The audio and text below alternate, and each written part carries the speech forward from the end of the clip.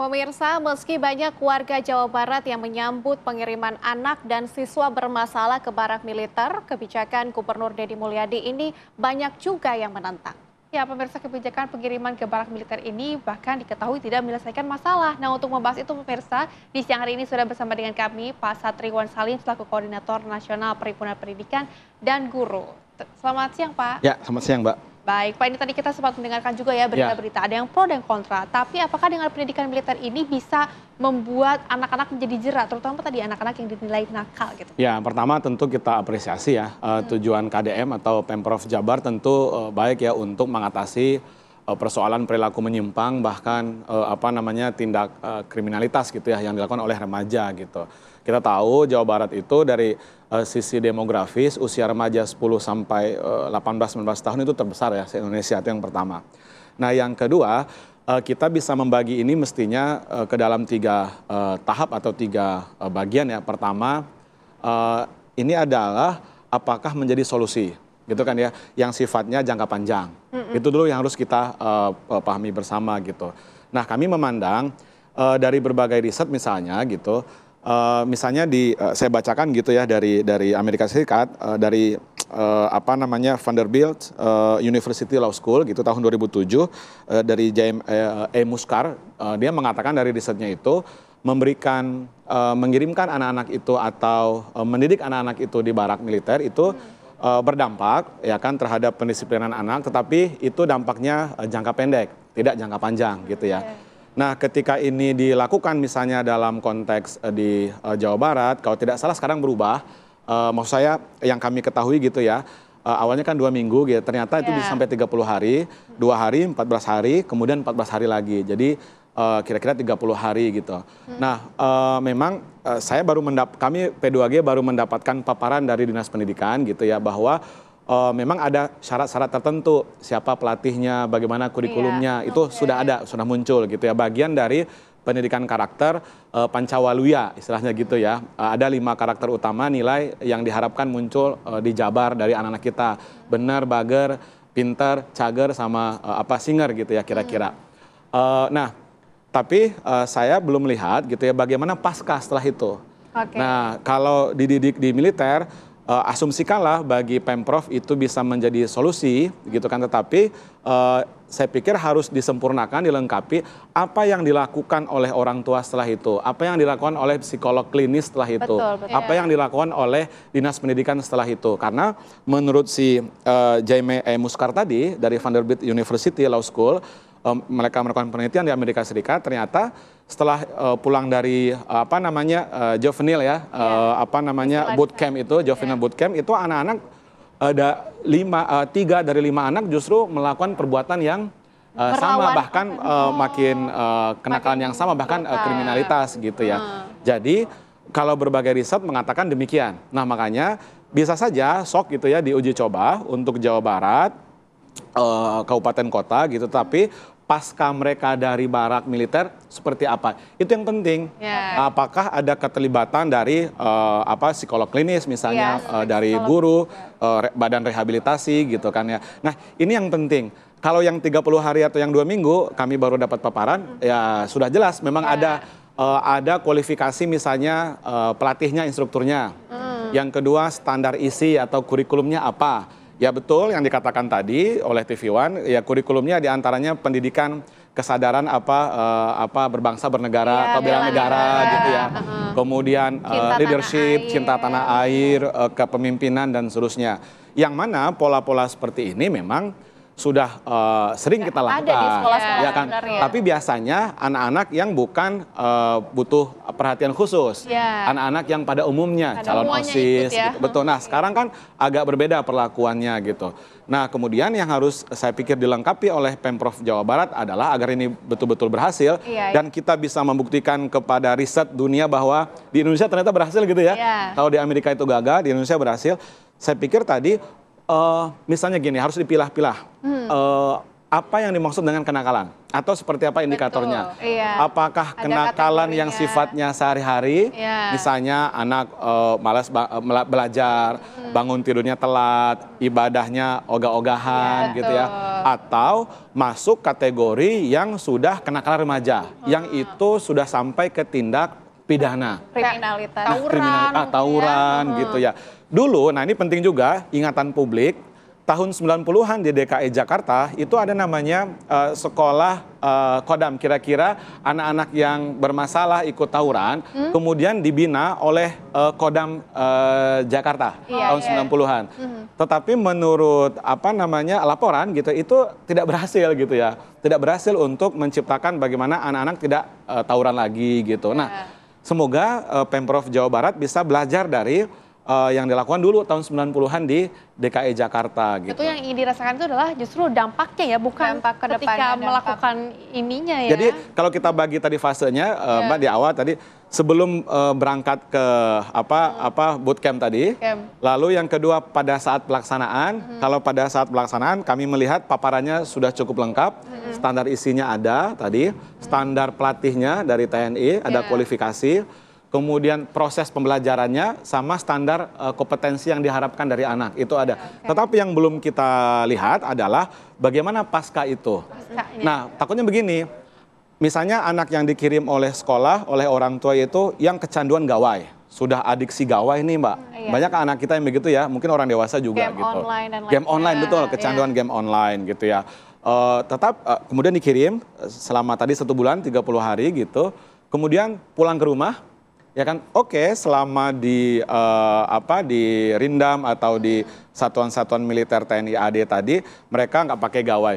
Pulang ke rumah mereka pakai gawai lagi karena tidak ada pendampingan, tidak ada pengawasan, tidak ada pelibatan orang tua, tidak ada monitoring yang berkala. 6 bulan pertama, 6 bulan kedua mereka balik ke habitat awal. Oke. Nah, itu yang saya pikir Pemprov Jawa Barat, Dinas Pendidikan, Dinas Sosial itu bisa membuat perencanaannya jauh ke depan. Pak Satriwan, kita masih ingin menggali lebih dalam tentang apa saja yang perlu kita lakukan, persiapkan agar nantinya program ini dapat berjalan sesuai dengan harapan kita. Tapi sesaat lagi Pak Satriwan, tetaplah bersama kami pemirsa di Apa Kabar Indonesia Siang.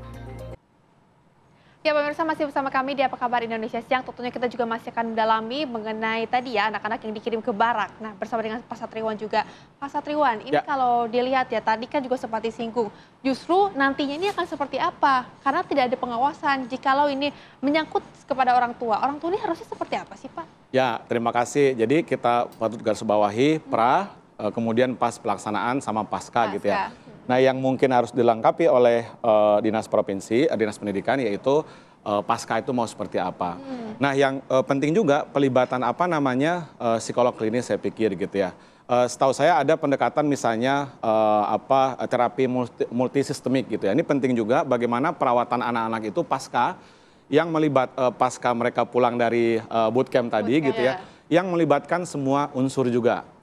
Tentu ada mungkin dinas sosial, dinas pemberdayaan perempuan anak ya, kemudian psikolog klinis berulang-ulang saya sampaikan, kemudian juga lingkungan sistem sosial mereka gitu ya, sehingga anak-anak itu pulang 1 bulan dari barak militer, mereka tidak langsung kembali ke habitat yang pengawasan orang tuanya tidak ada. Nah, kita juga berharap ya orang tua juga terlibat.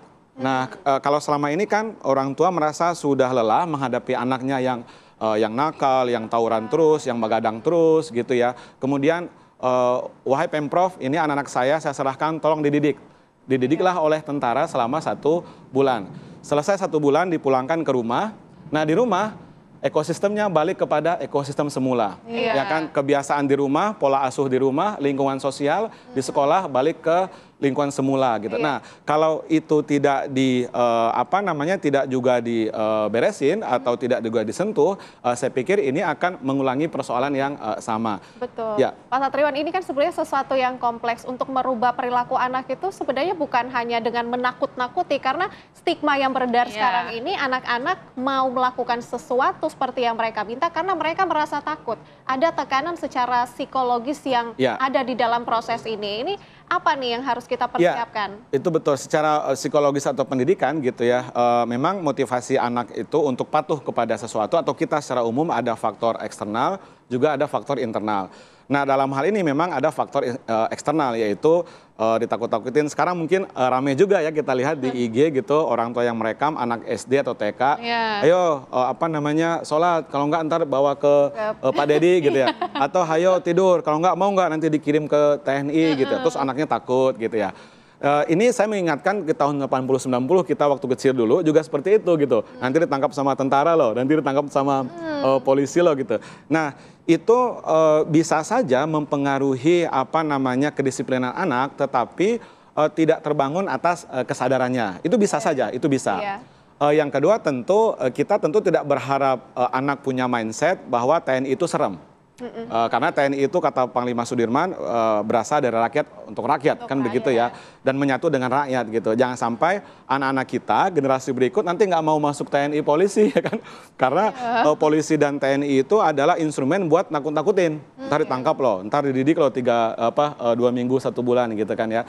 Nah, saya pikir orang tua juga tetap harus punya tanggung jawab yang besar. Kita tidak bisa menggantungkan 100% pendidikan pembimbingan anak kita pasca dari TNI itu hanya kepada TNI atau Pemprov Jabar gitu ya. Apalagi ini wacananya akan diterapkan secara nasional. Nah, saya pikir ini juga harus dikaji. Kita belum melihat, saya sepakat dengan Pak Gubernur tadi, bagaimana efeknya. Kan ini sebulan ke depan, pasca itu yang harus kita lihat. Dan yang poin paling penting adalah kita bersama-sama punya tanggung jawab bersama, sekolah, ya kan, guru, kemudian juga dinas yang terkait, tidak hanya dinas pendidikan. Contohnya begini, anak kecanduan narkoba, ya kan?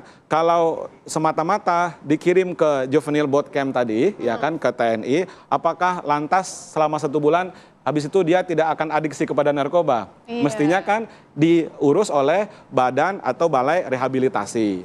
Kan kalau sudah masuk ke ranah pidana, menurut Undang-Undang SPPA, Undang-Undang 11 2012, itu apa namanya ada lembaga khusus juga, LPKS atau LPKA kalau dia sudah diberikan putusan hakim gitu ya. Tapi saya pikir Dinas Sosial, Dinas Pemberdayaan Perempuan Provinsi Jawa Barat itu juga harus terlibat. Ya kan, kami sih melihat sebenarnya sebelum ini rame-rame ke tentara, persoalan anak yang adiksi, anak yang berkonflik dengan hukum gitu ya, anak yang kecanduan narkoba, pornografi, itu sebenarnya di Pemprov atau Pemda punya dinas sosial, punya balai atau badan rehabilitasi, cuman kan tidak dimasukin ke konten, ya kan, cuman kan tidak dipromosikan sedemikian rupa setiap hari gitu. Mereka bekerja di turun ke masyarakat. Betul, mereka juga sudah bekerja secara sunyi sebenarnya gitu ya, balai-balai rehabilitasi. Sebenarnya itu ada ya? Ada, ya kan, dan sistemnya sudah dibangun. Nah, kami berharap di Pemprov Jabar kemudian juga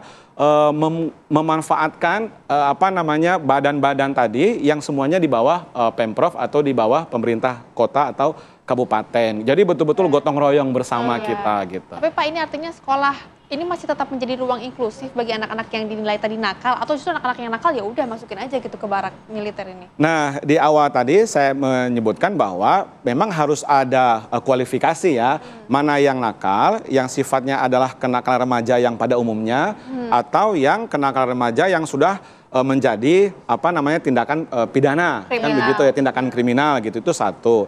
Nah, yang kedua, memang anak itu kalau kita lihat ke konvensi anak dunia gitu ya, kemudian menjadi aturan di Indonesia termasuk Undang-Undang Perlindungan Anak, ya anak memang berhak mendapatkan lingkungan yang sehat, mendapatkan pendidikan, meskipun mereka dilatih oleh tentara selama kurang lebih 1 bulan, anak memang tetap mendapatkan hak-hak dasar pendidikan. Betul. Nah, cuman bagi kami ada catatan masukan untuk Dinas Pendidikan Jabar dan Kabupaten Kota.